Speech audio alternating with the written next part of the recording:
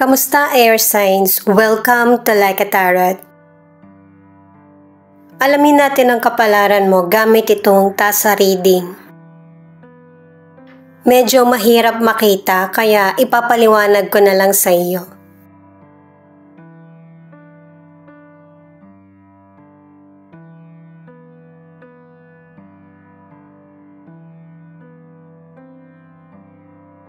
Kung ang pangalan mo ay may letra na S, E, L, T,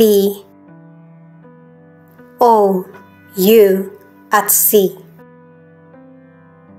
Ibig sabihin, merong offer na trabaho o kaya negosyo, yung mga positive na offer na kikita ka or magiging happy ka. At saka base na rin sa tasa reading mo, meron ka rin gustong simulan or gusto mong magkaroon ng pagbabago yung buhay mo. Sa ngayon, maingat mong pinag-iisipan yung mga decisions mo. At yung mga plano mo na may pag-iingat ay may magandang bunga sa financial. Meron ding mga tao na magiging daan, pwedeng nakakaharap mo na siya ng personal or online para makamit mo yung pangarap mo. Dahil sa idea na maririnig mo. Itong mga kaganapan na to, hindi mo to mapapansin na mayroon na palang magandang nangyayari sa buhay mo kasi tuloy-tuloy ka lang. May mga darkest day na darating sa buhay mo pero hindi to pang matagalan. Kumbaga lesson na para pahalagahan mo yung mga dumarating sa iyo. Bagay man ito, career, negosyo, or person. Magiging matagumpay ka sa mga plano mo. At saka, kung hindi bagay yung mabibili mo, pwedeng lupa o kaya yung matagal mo nang pinapangarap. Meron ding mga person na nagre-research ka o kaya nag-aaral ka mismo para mas lalong lumawak yung kaalaman mo sa sinisimulan mo or ipinagpapatuloy. At saka dito sa tasa reading mo, marami na akong nakitang number na 3. Na ang ibig sabihin ay guided ka at saka ipagpatuloy mo yung mga plano mo. Magkaroon ka man ng bad experience sa buhay, ay mabubuhay ka pa rin ng masaya. Kasi marami ka nang na-experience at saka meron kang sariling pamamaraan para maging masaya. Meron ding sitwasyon na pwedeng mawawalan ka ng trabaho o kaya mahina yung kita mo. Pero merong milagro ang langit na para makamit mo yung dreams mo. At tama yung magiging desisyon mo. Tamang direksyon ang tatahakin mo. Merong person, pwedeng family member ito o kaibigan mo na kailangan ng advice mo or tulong. Matagal na kayong hindi nagkakausap ng person na ito. At saka malungkot yung buhay niya. Ang mabuti sa iyo ay kahit na nagkaroon man ng misunderstanding o kaya hindi kayo matagal na nagkausap, open yung puso mo at saka isip mo sa pangunawa. Pero mag-ingat ka pa din sa person na pinakikisamahan mo. Kasi mukhang yun na yung magiging huling tulong mo sa kanya. Nakabantay sa iyo ang spirit guide mo sa mga taong mapanlamang. Siyempre, dadamdamin mo kung ano yung mga ginawa sa iyo ng person na ito, pero bibiyayaan ka pa rin. Yung kasipagan mo, kabutihan mo sa kapwa mo, aanihin mo. Nang doble. May mga challenges na dumating or darating sa buhay mo pero hindi mo to mararamdaman na nalagpasan mo na pala. At pinapaalalahanan ka ng reading na ito na kung may mga magandang nangyayari sa buhay mo, hindi mo kailangan sabihin lahat or iparamdam sa kapwa mo. Hindi masama na ikwento mo yung magandang nangyayari sa buhay mo, pero kailangan mo din unawain yung sitwasyon ng iba. Magkakaroon kasi ng maling akala yung makikinig sa iyo. Mayayabangan o kaya may inggit. Pero hindi ito yung intention mo yung mang-inggit. Hindi ka naman ganun. Pero syempre ikaw, makokontrol mo yung sarili mo. Pero yung iniisip ng kapwa mo, yun yung mahirap makontrol. Gamit naman itong mystical cards, alamin pa natin kung ano yung masasabi.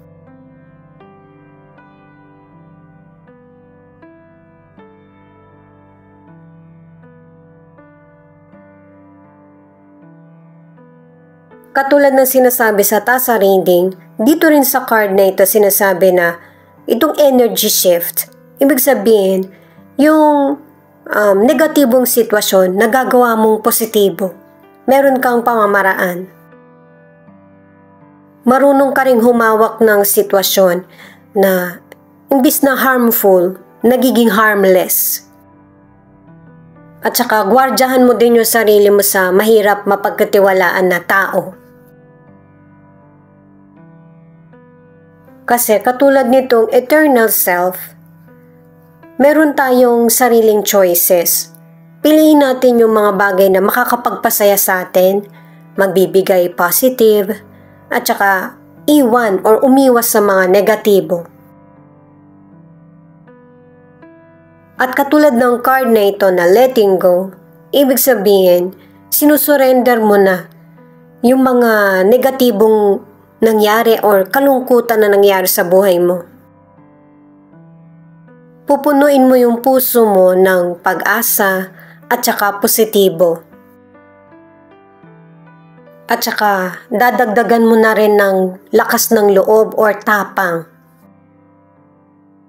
na para maprotektahan yung sarili. Alamin natin kung anong energy ang makukuha natin ngayon.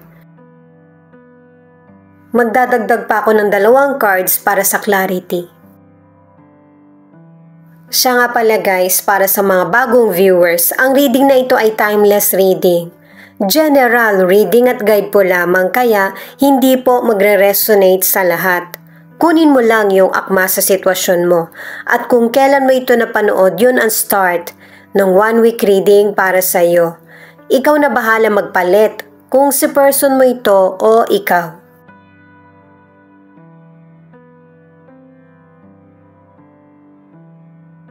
Four of Cups, the Hierophant in reverse, 9 of Swords. Pwedeng ikaw ito or yung person na nakagawa ng hindi mabuti sa iyo. Kasi kung akala mo ikaw lang yung nasaktan, nag-iisip, yung person din na nakagawa sa iyo ng hindi mabuti ay binabagabag din siya ng konsensya.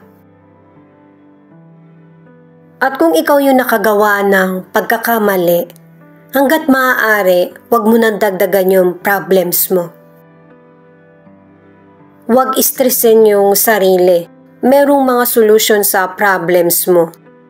Huwag kang masyadong mag-isip para hindi maapektuhan yung ibang parte ng buhay mo or kahit ang kalusugan mo. Sa career or negosyo, merong person na hindi makaunawa sa situation mo, na kahit anong paliwanag mo. At kahit na hindi ka masaya sa karir mo o kaya negosyo, hindi mo pa rin pinapalitan yung karir mo o negosyo. Kung meron ka mang pagkakamali sa trabaho mo o negosyo na naayos mo na ito, hindi mo na kailangan pang magpaliwanag. I-open up man ito ng katrabaho mo or ng ibang tao. Hayaan mo na ito sa nakaraan kaysa sa maging diskusyon sa present. may mga single na ito yung bumabagabag sa isip mo. Na ang gusto mong relasyon, kumbaga open ka sa same gender na relasyon or babae man o lalaki. Single ka man or nasa relationship, ang nakakasama ay yung masama yung intention mo doon sa person. Maging totoo ka sa feelings mo kung anong relasyon ang gusto mo. Huwag mong isipin yung sasabihin ng iba. Total hindi ka naman masamang tao. Kung single ka at saka maraming bumabagabag sa isip mo, lalo na kung hindi naging maganda yung ending ng relasyon mo sa nakaraan, ito muna yung harapin mo bago pumasok sa bagong relasyon. Kasi may ilang single na hindi mo alam kung bakit natapos yung relasyon nyo. Unahin muna nating alamin kung bakit pinakita yung tatlong cards.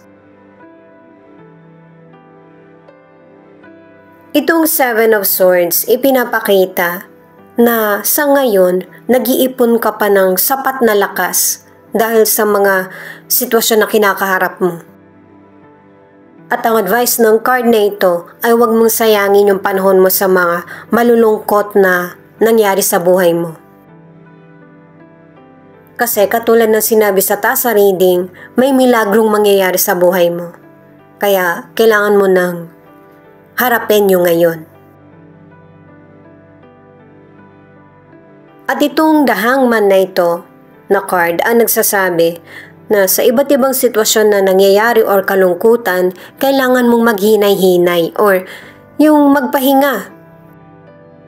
Kasi kung pipilitin mo yung sarili mo, hindi magiging maganda yung outcome at pagsisisihan mo muli.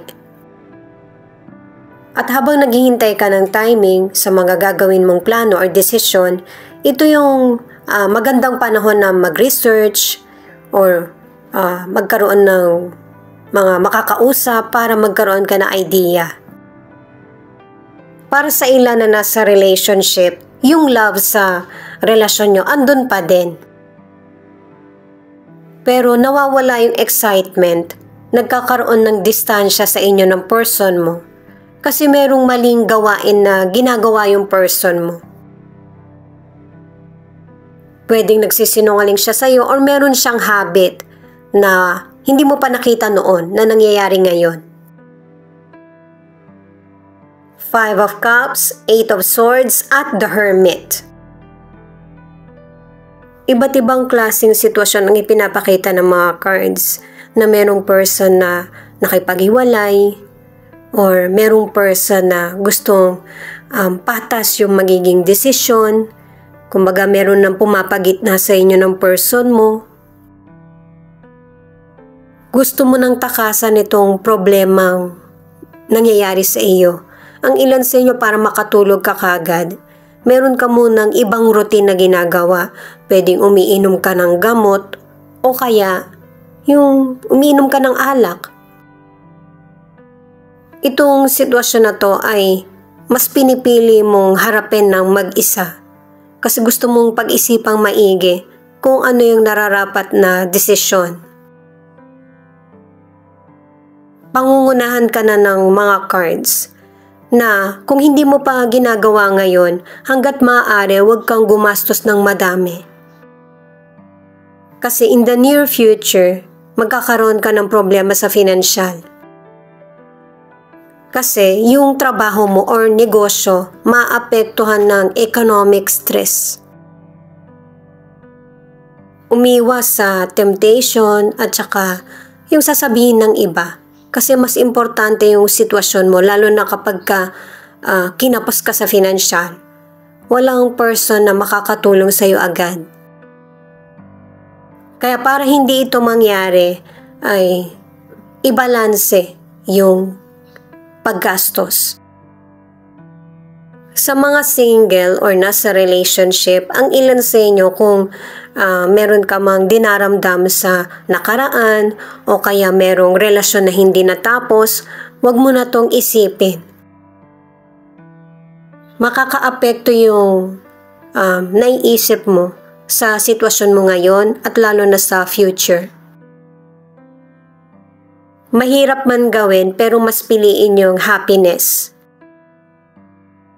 Para naman sa ilan na nasa relationship, marami kayong pagkakaiba ng person mo na kailangan yung pag-usapan para magkaroon ng tamang desisyon sa relationship. Itong Four of Swords ang nagsasabi na may mga sitwasyon or decision na kailangan mong pag-isipang mabuti. Kasi merong toxic na sitwasyon na nagaganap, pwedeng sa karir mo, sa negosyo, or sa love life. Nagkakaroon na rin kasi ng kapaguran sa iyo dahil sa ginagawan mo ng paraan yung mga bagay-bagay para maging pabor. Pero kailangan kasi teamwork para mas lalong maging pabor yung sitwasyon. Maybe nagawa mo na ito or gagawin mo pa lang na gusto mo nang i-give up yung situation. Itong Nine of Cups ang nagsasabi na kung ano man yung desisyon na gagawin mo ay magiging maganda yung resulta. Kung paano ka nagkaroon ng desisyon, yun ay dahil sa nagtiwala ka sa kutob mo or naiisip. Kapag na-overwhelm ka na sa situation, ibig sabihin hindi ito yung para sa iyo na sitwasyon. Kaya pinakita na sa mystical cards na kailangan mong i-let go yung situation. Nasa sa iyo pa rin yung huling desisyon, lalo na kung hindi ka masaya. At para sa ilan na nasa relationship, ang advice ng cards, magkahiwalay man kayo ng person mo or hindi, yung communication pa rin talaga yung pinaka-importante. Kesa sa ibinubuo mo lang sa isip mo na baka ganito, ganyan, mas maiging direkta mong maririnig dun sa person. Para matapos yung maling akala o kaya pagdududa mo, katotohanan man ang marinig mo.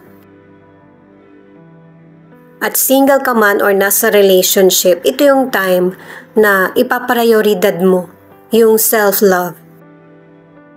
Malalaman mo kung saan ka mas malakas at re-remedyohan kung ano man yung kahinaan mo. At saka may mga katotohanan ka mang malaman, masakit man ito pero ito yung magpapalaya sa iyo, sa kaisipan mo at saka nararamdaman.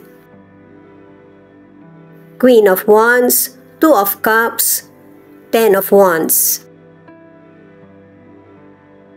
Ito yung mga cards na nagsasabi na dahil sa iba't ibang experience na naranasan mo, naging mas malakas ka pa at saka yung kutob mo mas nagkakatotoo. Kahit na may tapang nasa pakiramdam mo, hindi mo pa rin nakakalimutan makisimpatya. At dun mo nalalaman kung sino yung mga taong dapat mong pagkatiwalaan. At saka yung mga taong hindi nakakagawa ng mabuti sa iyo, bumabalik na sa kanila kung ano man yung mga nagawa sa iyo. Kasi marunong ka ng tumanggi kung ano yung totoo mong emosyon pinapakita mo. Kaya yung totoong may problema, siya yung namang problema sa mga maling desisyon niya. Hindi ka na nadadamay. Halimbawa, hindi ka pa rin makatanggi, ngayon lang. Pero soon, ito yung magaganap, yung realization na kailangan mo namang unahin din yung pakiramdam mo or sarili.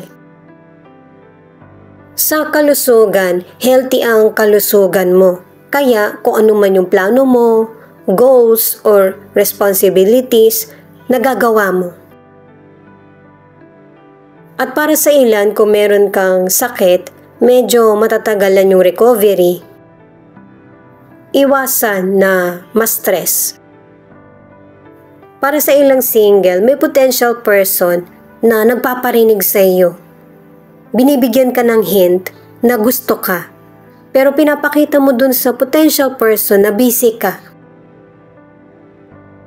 Kaya dumarating yung potential person kasi ito yung tamang panahon para sa iyo. Na bigyan naman ng panahon yung sarili mo na ma-in love. Para sa ilan na nasa relationship, Yung katotohanan ang nagpatatag sa relasyon nyo ng person mo at saka yung pagkakaroon ng communication at understanding.